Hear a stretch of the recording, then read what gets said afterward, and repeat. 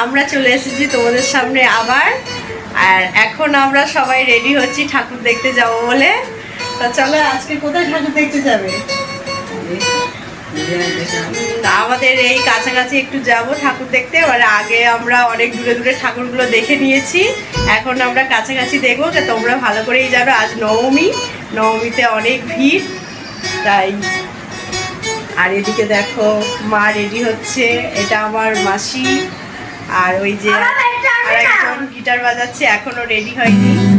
ওই দেখো তার গিটার বাজাচ্ছে, দেখো ভালো করে বাজা।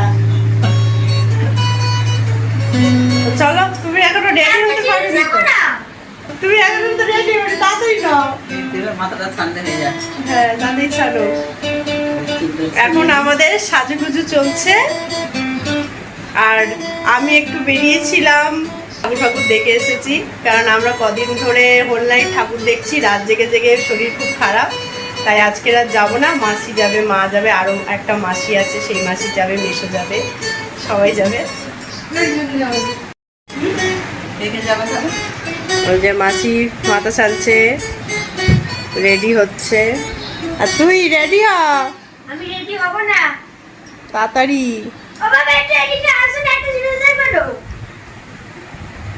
মাথাটা ছানাচ্ছে, চুল ছেড়ে করবে একটা, চুল ছেড়ে করবে। আর এদিকে তোমাদের দাদা শুয়ে পড়েছে, সারাদিন গাড়ি চালিয়ে কষ্ট হয়েছে অনেক, তাই যাবে না ঠাকুর দেখতে। মা মাসিরা যাবে।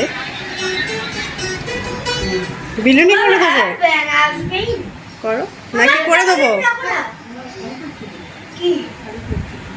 তুই যা না, তুই যা ঘরে, গিটার রেখে যাবি।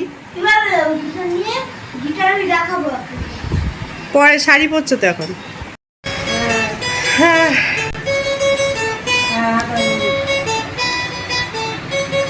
রেডি হয়ে গেছো?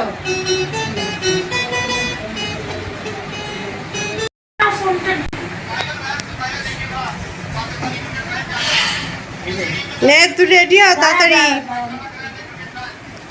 আবার ফোন আসছে, এসো বলো। হ্যাঁ এসো। চশমা আনবে বলেছো? এই জামা পরছিস কেন? এটা পরে যাবি? কি পরে যাবো? আর খারাপ পরে যাবো? আরো আছে তো। হ্যাঁ ওইটা পর, এটা